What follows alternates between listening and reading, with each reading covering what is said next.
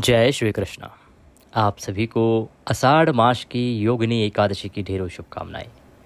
प्रिय भक्तों, आज हम बात करेंगे योगिनी एकादशी के बारे में कि योगिनी एकादशी का व्रत कब किया जाना चाहिए, योगिनी एकादशी की पूजा किस दिन करनी चाहिए, क्या पूजा विधि होगी, नियम क्या होगा, शास्त्र के अनुसार क्या इसके नियम बताए गए हैं और क्या इसकी विधि बताई गई है। पुराणों में योगिनी एकादशी के बारे में क्या लिखा है, किन मनोकामनाओं की पूर्ति के लिए यह एकादशी की जाती है। और एकादशी का ये वीडियो समय से पहले इसलिए क्योंकि आने वाली जो एकादशी है ना, उस पर एक बहुत ही खराब योग बन रहा है। खराब योग ये कि लोग उसमें ज़्यादातर समय पर गलती कर जाते हैं। हमारे जो पुराने दर्शक हैं, आपको ज्ञात होगा कि हमने 5 पुराणों से एक अध्ययन निकाला था कि एकादशी का व्रत हमें कब करना चाहिए और कौन सी वो एकादशी है जो मनुष्य को नरक में भी ले जा सकती है। तो ये जो आने वाली एकादशी है ना, योगिनी एकादशी, इस एकादशी के वो योग हैं कि अगर आपने गलती की तो वो गलती आपको नरक की तरफ लेके जा सकती है। और ये मैं नहीं कह रहा हूँ, मैंने पहले भी आपको कहा है कि ये गौरी शंकर संवाद में भगवान शंकर स्वयं माता पार्वती को कहते हैं। और इससे संबंधित मैंने एक वीडियो जब बनाया था तो मैंने आपको 4-5 जो भी पुराण हैं उनके रेफरेंसेस दिए थे कि नारद पुराण में क्या लिखा है, विष्णु पुराण में क्या कहते हैं और भविष्य पुराण क्या बताता है। जो जिन पुराणों पर हमारा शास्त्र चलता है ना, उनसे मैंने आपके लिए जानकारी लाया था मैं आपके लिए एकादशी के बारे में। तो उन जो नियमों को उसमें वर्णित किया गया था उसके अनुसार ये जो एकादशी है, इस पर एक छोटी सी चूक आपको नरकगामी बना सकती है। तो कृपया ध्यान दीजिएगा और पुनः आपसे प्रार्थना करूंगा कि वीडियो को अंत तक अवश्य देखिएगा, क्योंकि इस एकादशी के बारे में एक एक बात का जानना आवश्यक है। और ये भी आपसे वादा करता हूँ कि जब आप वीडियो को पूरा देख लेंगे तो आप स्वयं कहेंगे कि हाँ, ये जानना आवश्यक था, अन्यथा आपके लिए बहुत हानिकारक हो सकता था। आपका समय मेरे लिए भी मूल्यवान है प्रिय भक्तों, लेकिन मेरा सदा प्रयास ये रहता है कि आप इतनी मेहनत से व्रत करते हैं, उसका पूर्ण फल आपको प्राप्त हो। एक छोटी सी गलती, अनजाने में हुई गलती से कहीं आपको कुछ नुकसान ना हो जाए। दूसरा, ब्राह्मण होने के नाते मेरा ये कर्तव्य है कि समाज में जितना हो सके भगवान नारायण के जो भी व्रत और त्यौहार हैं उनकी सही जानकारियाँ मैं प्रदान कर सकूँ। समाज में प्रत्येक मनुष्य का कुछ ना कुछ कर्म कर्तव्य निर्धारित होता है। उसी में से मेरा कर्तव्य ये है कि मैं अधिक से अधिक पुराणों को पढूं। पुराणों में हमारी जो भी किताबें हैं, जो महनीय ऋषियों ने लिखी हैं, उनमें जो अच्छी अच्छी बातें हैं जिनके बारे में सामान्य आदमी को नहीं पता है, उसके बारे में मैं आप लोगों को बताऊं। ये मेरा दायित्व बनता है ब्राह्मण होने के नाते और ब्राह्मणत्व का जो कर्म करता हूँ उसके नाते। और इसीलिए मैं आपको इतने सारे पुराण पढ़ के बहुत सारी जानकारी लेके आता हूँ एकादशी से संबंधित। और ये जो योगिनी एकादशी है, इस पर क्या वो गलती है जो आपसे हो सकती है, जिसकी पूरी संभावना है। और जो गूगल के माध्यम से व्रत सर्च करते हैं ना, वो तो 100% वह गलती करेंगे, ध्यान रखिएगा। आइए जानकारी को आरंभ करेंगे। आपसे निवेदन है कि वीडियो यदि थोड़ा सा भी उपयोगी लगे तो इसे एक बार लाइक अवश्य कर दीजिएगा। और ये जानकारी सबके लिए महत्वपूर्ण है, क्योंकि एकादशी का व्रत ज़्यादातर सनातनी करते हैं, ज़्यादातर हिंदू धर्म को मानने वाले करते हैं। तो हो सके तो इस वीडियो को अधिक से अधिक लोगों के साथ शेयर कीजिएगा। पहले आप स्वयं संतुष्ट होइए, आपको लगता है कि सही जानकारी है तो उसके बाद आप इसको शेयर जरूर कीजिएगा, जिससे कि बाकी लोग भी गलती करने से बचें। और जब आप ऐसा करेंगे, बाकी लोगों को पाप का भागीदार बनने से बचाएंगे, तो उसका पुण्य प्राप्त होगा आपको। स्वयं नारायण कहते हैं कि जितना आप उनकी सामग्री का प्रचार प्रसार करेंगे, उतना आप उनके निकट जाएंगे, उतना उनकी कृपा प्राप्त करेंगे और आपकी सभी परेशानियों का वो हरण करेंगे। तो कृपया इस वीडियो को अधिक से अधिक लोगों के साथ शेयर कीजिएगा, जिससे कि वो लोग भी गलती करने से बचें, आप उनको भी पाप के भागीदार बनने से बचा सकें। अपने व्रत की सफलता के लिए भगवान श्री हरि का आशीर्वाद प्राप्त करने के लिए कमेंट बॉक्स में अवश्य लिखिएगा जय नील माधव। नील माधव इसलिए क्योंकि आषाढ़ का महीना आरंभ हो गया है और आप जानते होंगे कि यह वह समय था जब भगवान ने नील माधव के रूप में दर्शन दिए थे। इसीलिए इस मास में इस मंत्र की, इस नाम की बड़ी महिमा है। तो जय नील माधव अवश्य लिखिएगा कमेंट बॉक्स में। भगवान नील माधव के आशीर्वाद से आपके सभी दुख दूर होंगे, क्योंकि इसका संबंध सीधा पुरी जगन्नाथ से है और जगन्नाथ की यात्रा तो आरंभ होने ही वाली है। आप देख रहे हैं देवभूमि ज्योतिष संस्थान का प्रतिष्ठित यूट्यूब चैनल देवभूमि धार्मिक।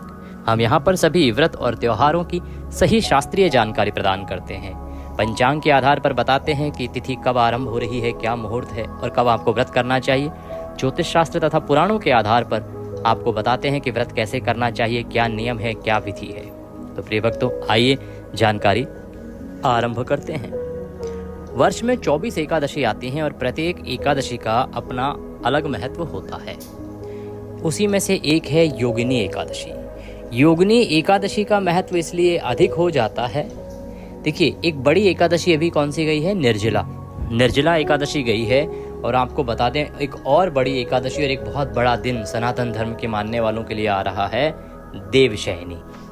भगवान नारायण 4 महीने के लिए योग निद्रा में चले जाएंगे क्षीर सागर में देवशयनी से, और उसके बीच में आती है ये एकमात्र एकादशी योगिनी एकादशी। इसका फल ऐसे कहा गया है कि यदि आप इस एकादशी का व्रत करते हैं तो आप इस एकादशी के व्रत और महात्म्य श्रवण करने मात्र से 88,000 ब्राह्मणों को भोजन कराने का फल प्राप्त कर लेते हैं। इस एक एकादशी का व्रत और पूजन करने के साथ आपको इतना फल प्राप्त होता है जितना कि आपको 88,000 ब्राह्मणों को भोजन कराने से प्राप्त होता। 88 जो लोग नहीं समझते हैं 88,000 ब्राह्मणों को भोजन कराने से जितना आपको पुण्य मिलता ना, उतना पुण्य केवल इस एक एकादशी के व्रत पूजन मात्र से ही मिल जाता है। इतना महत्व है इस एकादशी का। ये एकादशी देती क्या है? योगिनी एकादशी आपके जीवन में धन संपत्ति लाती है, सुख शांति लाती है, और महत्वपूर्ण बात अच्छा स्वास्थ्य देती है आपके लिए। अच्छे स्वास्थ्य की कामना के लिए आप इस व्रत को करते हैं, और नारायण का धाम तो अंत में मिलता ही है, क्योंकि सभी एकादशियां जो हैं अंत में यही है कि आप इस पृथ्वी पर संपूर्ण सांसारिक सुखों को भोग कर अंत समय में वैकुंठ को प्राप्त करते हैं। इसी प्रकार से जो योगिनी एकादशी है ये अच्छे स्वास्थ्य के लिए, अच्छा आपका सेहत रहे, बीमारियों से आप बचे रहें, उसके लिए भी बड़ी महत्वपूर्ण होती है। अब बात करेंगे कि इस एकादशी का पूजन आपने कैसे करना है, पूजन के साथ क्या क्या सामग्री है जो प्रयोग करनी है, क्या भिन्नता है अन्य एकादशियों के पूजन और इस एकादशी के पूजन में, और फिर बताएंगे वो महत्वपूर्ण बात कि कैसे ये एकादशी आपको नरक में लेके जा सकती है, क्या वो सावधानी है जिससे आपको अवश्य रूप से बचना है। प्रिय भक्तों, एकादशी व्रत वाले दिन आपको सूर्योदय से पहले उठना चाहिए। उठने के बाद स्नान आदि करके स्वच्छ वस्त्र धारण कीजिए। स्नान अगर संभव हो तो गंगा जल से कीजिएगा। इस एकादशी पर यदि आप गंगाजल युक्त जल से स्नान करते हैं या गंगा स्नान करते हैं तो वह अधिक कल्याणकारी बताया गया है। तो गंगा स्नान कैसे कर सकते हैं? गंगा स्नान के लिए यदि आप गंगा जी जा सकते हैं तो बहुत उत्तम है। गंगा जी नहीं जाते हैं तो आप घर पर ही स्नान कीजिए, लेकिन जो नहाने का आपका जल है ना, उसमें गंगा जल अवश्य डाल लीजिएगा। गंगा जल डाल के और फिर उससे स्नान कीजिएगा, वह आपको गंगा स्नान का फल देगा। उत्तर दिशा की ओर मुख करके हर हर गंगे बोलते हुए आपको स्नान करना है। स्नान करने के बाद स्वच्छ वस्त्र धारण कीजिएगा। स्वच्छ वस्त्र धारण करके भगवान सूर्य देव को जल दीजिएगा। भगवान सूर्य देव को जल क्यों देना है? प्रिय भक्तों, ये जो महीना है ना आषाढ़ का, इसमें सूर्य पूजा का विधान है। ये जो महीना है आषाढ़ का, इसके अधिपति देवता सूर्य हैं। आषाढ़ में सूर्य की पूजा विशेष रूप से कही गई है, विशेष रूप से बताई गई है। इसलिए आपको अवश्य ही आषाढ़ मास में एकादशी के दिन सूर्य को जल देना चाहिए। जल देने के लिए भी एक मंत्र बताते हैं आपको। ये जो आषाढ़ का महीना है ना, इसमें एक विशेष नाम की पूजा होती है। ओम रवये नमः। रवि जो है, भगवान सूर्यदेव को रवि भी कहते हैं, और वहीं से बना है ये मंत्र, ओम रवये नमः, ओम रवये नमः, ओम रवये नमः। इस मंत्र के साथ आप जल दीजिएगा। जो जल देंगे सूर्यदेव को, उसमें थोड़े से अक्षत, थोड़ा सा दूध और लाल रंग का फूल, ये अवश्य मिला लीजिएगा, और गंगा जल युक्त जल आप सूर्यदेव को दीजिएगा। इस आने वाली एकादशी पर, योगिनी एकादशी पर, ये नियम तो पूरे आषाढ़ के लिए बताया गया है। पुराण कहते हैं कि जो आषाढ़ में सूर्य की आराधना करता है, सूर्य उस पर प्रसन्न होते हैं और उसे राजा बना देते हैं। क्यों राजा बना देते हैं? क्योंकि भगवान सूर्य ग्रहों के राजा हैं। तो इस प्रकार से आपने सूर्यदेव को जल अवश्य देना है। बाकी आप पीपल पर जल देते हैं, तुलसी माता को जल देते हैं, वो सब आप कर सकते हैं। सूर्य विशेष रूप से मैं आपको बता रहा हूँ। ये करने के बाद आप अपने पूजा स्थल की साफ सफाई कीजिए, सामग्री को एकत्र कीजिए और आसन लगा के बैठ जाइए। अब बात आती है सामग्री क्या? सामग्री के रूप में भगवान की जगन्नाथ रूप की, अगर कोई आपके पास, पूरी जगन्नाथ में जो नारायण का स्वरूप है ना, जिसमें बलभद्र जी भी साथ में हैं और सुभद्रा जी भी साथ में हैं, वो स्वरूप आपको मिल जाता है तो बहुत उत्तम है इस योगिनी एकादशी पर पूजन के लिए। अन्यथा भगवान नारायण की जो भी तस्वीर या प्रतिमा हो आपके पास वह लीजिएगा। एक चौकी लीजिएगा स्थापित करने के लिए भगवान को, और पीला वस्त्र उस पर बिछाने के लिए। इसके अतिरिक्त रौली, मौली, पान, सुपारी, लौंग, इलायची, धूप, दीप, नैवेद्य भगवान को अर्पित करने के लिए पुष्प लीजिएगा। लाल रंग का एक फूल अवश्य ले लीजिएगा, इसमें फूलों की माला लीजिएगा। इत्र लीजिएगा। पंचामृत बनाने के लिए कच्चा दूध, दही, घी, शक्कर और गंगाजल। याद रखिएगा एकादशी के पंचामृत में शहद वर्जित है, शहद प्रयोग नहीं करना है। इसके अतिरिक्त जनेऊ लीजिएगा, जिसे यज्ञोपवीत कहते हैं। अगर संभव हो तो नीम की लकड़ी लीजिएगा एक। नीम की लकड़ी किस लिए? क्योंकि भगवान जगन्नाथ जब बनाए गए थे ना जगन्नाथपुरी में, आपने अगर हमारा महात्म्य सुना था, जो हम आपको महात्म्य सुना रहे थे पिछले जेठ के महीने का, उसमें वर्णन आता है, पूरा वृतांत आया है कि जो पूरी जगन्नाथ में सुभद्रा जी हैं, बलभद्र जी हैं, इनको किसने बनाया, कैसे ये प्रकट हुए और भगवान के रूप कैसे हैं, ये स्वयं नारायण साक्षात विराजमान हैं, ऐसा क्यों कहा जाता है। ये वर्णन हमने आपको बताया था हमारे ज्येष्ठ मास के महात्म्य में। अगर आप हमारा प्रतिदिन का महात्म्य नहीं सुनते हैं तो कृपया सुनना आरंभ कीजिए, क्योंकि हम प्रत्येक मास का महात्म्य सुनाते हैं, जो महात्म्य शास्त्रों में वर्णित है। ऐसा नहीं कि हम कोई भी कथा उठाई और आज की महात्म्य के रूप में आपको बता दी, नहीं। जो महात्म्य लिखा है ना पुराणों में प्रत्येक माह का, वो हम आपको सुनाते हैं। तो यदि आपने वो महात्म्य सुना होता तो आपको शायद पूरी जगन्नाथ की ये जो पूरी महिमा है कि कैसे ये आरंभ हुआ, कहाँ से किस समय में ये घटनाएं घटित हुई और किसके माध्यम से इसकी स्थापना हुई, वो सब आपको ज्ञात होता। खैर, तो अगर संभव हो तो आप प्रतिदिन का महात्म्य हमारे चैनल पर अवश्य ही सुनना आरंभ कीजिएगा। तो आपको एक नीम की लकड़ी इसमें अवश्य लेनी है। ये सामग्री है जो आप एकत्र कर लीजिए। सामग्री एकत्र करके आसन लगा के बैठ जाइए, उत्तर दिशा की ओर मुख करके। जल एक लोटा लीजिए तांबे का। तांबे के लोटे में पहले गंगा जल भरिए, उसके बाद शुद्ध जल भरिएगा। आसन लगा के आप बैठ गए हैं। सबसे पहले आप स्थान का और सामग्री का शुद्धिकरण करेंगे। जो भी सामग्री है ना उसको पवित्र करेंगे, शुद्ध करेंगे। सामग्री का स्थान का शुद्धिकरण करने के लिए फूल ले लीजिए। फूल को उस जल में डुबोइए और सभी सामग्री पर और स्थान पर छींटे दीजिए। ओम पवित्रो अपवित्रों सर्वांग वस्तांग तोपिवाम यह स्मृत पुंडरीकाक्षम सभायांतरः शुचिः ओम। इस प्रकार से आपने छींटे देके और स्थान का शुद्धिकरण किया है। शुद्धिकरण करने के बाद, सामग्री का पवित्रीकरण करने के बाद, अब आप भगवान की स्थापना करेंगे। भगवान की स्थापना करने के लिए चौकी को बिछाइए। चौकी बिछा के उस पर अगर पीला वस्त्र आपके पास है ना तो पीला वस्त्र बिछाइए। हाथ में पुष्प लीजिए और भगवान नारायण से निवेदन कीजिए कि हे प्रभु, हे माधव, हे जगन्नाथ, हे नीलगिरी महाराज, हम आपसे निवेदन करते हैं कि आप हमारी पूजा को स्वीकार करने के लिए यहाँ पर विराजमान हो, जिससे कि हम आपका आज का एकादशी का पूजन कर सकें। प्रभु, ये पुष्प हम आपको आसन के रूप में अर्पित कर रहे हैं, इन्हें आप ग्रहण करें, स्वीकार करें और यहाँ विराजमान हो। पुष्प वहाँ अर्पित कर दीजिए। भगवान की तस्वीर या प्रतिमा जो भी आपके पास है उसको स्थापित कीजिए। सीधे हाथ की ओर घी का दिया रखिए। दीपक के नीचे भी पुष्प रखिएगा, क्योंकि आसन अवश्य दिया जाता है दीपक को। ये जो दीपक हम रखते हैं ये हमारे साक्षी होते हैं, पूजा के अग्निदेव होते हैं ये, और अग्नि साक्षी होते हैं, इसीलिए इनको भी स्थान दिया जाता है और पुष्प आपको अर्पित करना चाहिए। उसके ऊपर ही आपको ये दिया रखना चाहिए और साथ में धूप रख दीजिए। धूप दीप रखने के बाद भगवान की स्थापना हो गई है। अब आप अपने हाथ धो लीजिए। लोटे में एक चम्मच डालिए, चम्मच से जल लीजिए सीधे हाथ पे और हाथ धो लीजिए। हस्तो प्रक्षालनम। हाथ धोने के बाद 3 बार जलाचमनी करेंगे। एक एक चम्मच जल लेंगे अपने हाथ पे और जलाचमनी करेंगे। ओम माधवाय नमः, ओम केशवाय नमः, ओम नारायणाय नमः, ओम ऋषिकेशाय नमो नमः।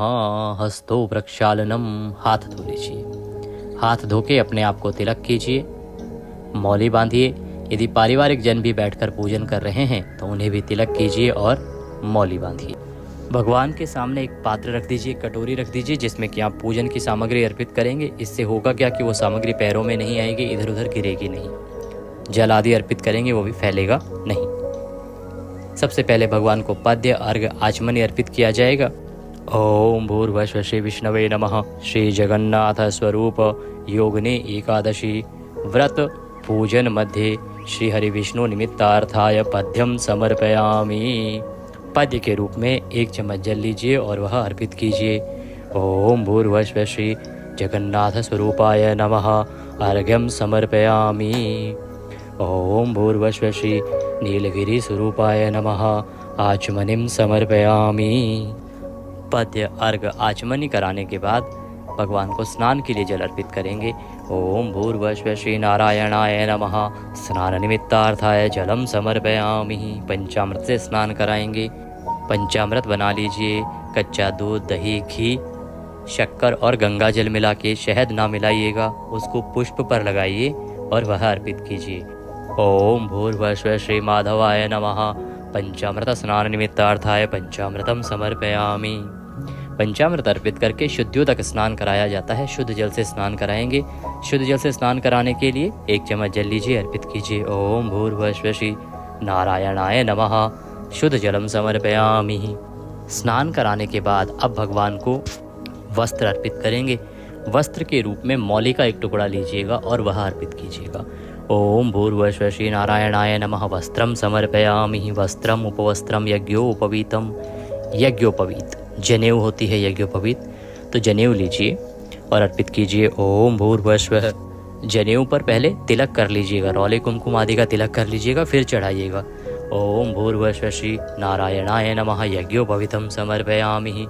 यज्ञोपवीत अर्पित करके भगवान को इत्र अर्पित कीजिए। ओम भूर्भुवः श्री विष्णवे नमः। इत्रम समर्पयामि। इत्र अर्पित करके अब भगवान को तिलक करेंगे। ओम भूर्भुवः श्री नारायणाय नमः। तिलकम समर्पयामि। तिलक लगा के भगवान को पुष्प माला पहनाएंगे। ओम भूर्भुवः श्री नारायणाय नमः। पुष्पम समर्पयामि। माला है तो माला पहनाइए। लाल रंग का पुष्प अवश्य अर्पित कीजिएगा और नीम की लकड़ी साथ में आपने अर्पित करनी है। ध्यान दीजिएगा कि ये जो नीम की लकड़ी लाएंगे ना, ये एकादशी के दिन नहीं तोड़नी है। चाहे आप सूखी लकड़ी ले आइएगा, 1 दिन पहले तोड़ लीजिएगा। एकादशी के दिन नीम आदि को नहीं तोड़ा जाता है, पत्ती आदि को नहीं तोड़ा जाता है, दोष होता है और इसीलिए नीम की दातुन आदि की भी मनाही होती है इस दिन। एक विशेष बात कि एकादशी के व्रत में कभी भी आपको मंजन और टूथपेस्ट का प्रयोग नहीं करना चाहिए। जो बाज़ार में उपलब्ध मंजन और टूथपेस्ट है ना, या तो आप व्रत वाला मंजन प्रयोग करते हो तो उत्तम है। अगर आपके पास व्रत वाला मंजन है तो वो प्रयोग कीजिए, सर्वोत्तम है।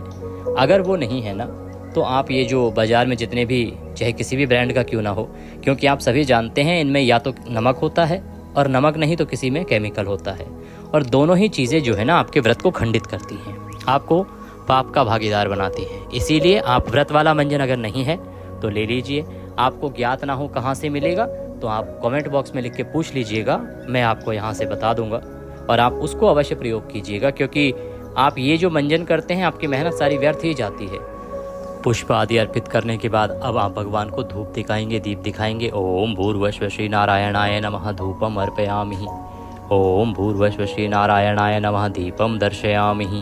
धूप दीप दिखा के नैवेद्य अर्पित कीजिएगा। नैवेद्य के रूप में आपके पास जो भी कोई फल है तो फल लीजिएगा। पीले रंग की कोई मिठाई हो तो उत्तम है, मिठाई लीजिएगा, अन्यथा मिश्री ले लीजिएगा और वह अर्पित कीजिएगा। ओम भूर्भुवः श्री माधवाय नमः।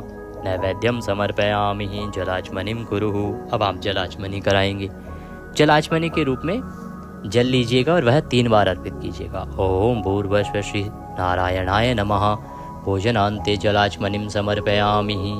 जलाचमनी कराइए भगवान को। जलाचमनी कराने के बाद तांबूलम पूंगी फलम, तांबूल अर्पित करेंगे। तांबूल क्या है? एक पान का पत्ता लीजिएगा, उसमें 2 लौंग, 2 इलायची, 1 सुपारी रखिएगा और वह अर्पित कीजिएगा। ओम भूर्भुवः श्री नारायणाय नमः। तांबूलम समर्पयामि। तांबूल अर्पित कीजिएगा। तांबूल के बाद भगवान को दक्षिणा अर्पित की जाती है। ओम भूर्भुवः श्री नारायणाय नमः। शुभ दक्षिणायाम समर्पयामि। दक्षिणा अर्पित कीजिए भगवान नारायण को और हाथ जोड़ के नमस्कार कीजिए। इस प्रकार से आपने यह पूजन किया है। पूजन करने के बाद अब आपको एकादशी की व्रत कथा सुननी है। व्रत कथा के साथ विष्णु सहस्त्र नाम का श्रवण करना है। ये 2 चीज़ें तो सुननी ही है।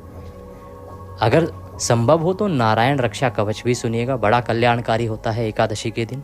दूसरा, एकादशी के दिन नियमों को पालन करते हुए दिन को आपने व्यतीत करना है। सायंकाल को संभव हो तो कीर्तन करना है। अब सबके लिए संभव नहीं है कीर्तन करना, तो आपके लिए हम इतनी चीज़ें अपलोड करते हैं, आप वह सुनिए, भगवान के भजन सुनिए। भगवान के भजन नहीं तो आप सर्वोत्तम है विष्णु सहस्त्र नाम सुनिए, नारायण रक्षा कवच सुनिए। ये आपका कल्याण करेंगे, ये आपको वही फल देंगे जो आपको सायंकाल को कीर्तन से फल प्राप्त होता है। क्योंकि भगवान की जितने भी आप पुराणों को, पाठों को, स्तोत्रों को सुनेंगे वह एकादशी के दिन कल्याण ही कल्याण करेंगे। तो इनको श्रवण करते हुए दिन को व्यतीत कीजिएगा। रात्रि को संभव है तो जागरण कीजिएगा, संभव हो तो पृथ्वी पर शयन कीजिएगा। पारण के लिए अगले दिन सूर्य उदय से पहले उठ जाइएगा। इसमें संकल्प की बड़ी महिमा है। संकल्प आपने अवश्य करना चाहिए व्रत से पहले। जब आप पूजन पे बैठेंगे ना, हाथ धोने के बाद व्रत का संकल्प करेंगे। संकल्प हमने आरंभ में नहीं बताया था, अभी सूक्ष्म रूप से बताते हैं। अपने सीधे हाथ पे जल लीजिएगा। जल लिए 1 रुपये का सिक्का दक्षिणा के रूप में कम से कम रखिएगा। 3 बार बोलिएगा ओम श्री विष्णु, ओम श्री विष्णु, ओम श्री विष्णु। अपना नाम, गोत्र, जिस स्थान पर बैठकर संकल्प कर रहे हैं वहाँ का मकान नंबर, क्षेत्र का नाम, शहर का नाम। आषाढ़ मासे कृष्ण पक्षे एकादश्याम पुण्यतिथि आयु आरोग्यता प्राप्त्यार्थाय सुख संपत्ति प्राप्त्यार्थाय एकादशी व्रत पूजन संकल्पम संकरिष्ये। बोलिए सौ श्री विष्णु शरणौ शरणम प्रपद्ये। और वह संकल्प भगवान के चरणों में अर्पित कर दीजिए। ये संकल्प आपने अवश्य करना है। अब बात आती है कि कैसे ये एकादशी नरकगामी बना सकती है। एकादशी का व्रत करना कब है और क्या वो गलती है जिसको करने से आपको 100% बचना ही है। प्रिय भक्तों, एकादशी जो है आषाढ़ मास के कृष्ण पक्ष की एकादशी तिथि, ये आरंभ हो रही है 21 जून को। 21 जून को सुबह 7:18 पर, और ये 22 जून को समाप्त होगी सुबह 4:27 पर। अगर आप किसी से पूछ रहे होंगे तो ज़्यादातर लोग जो हैं वो बता रहे हैं कि जी आपको 21 को व्रत करना चाहिए, क्योंकि गूगल पे किसी ने 21 तारीख डाल दिया है, क्योंकि 21 को पूरा दिन एकादशी है।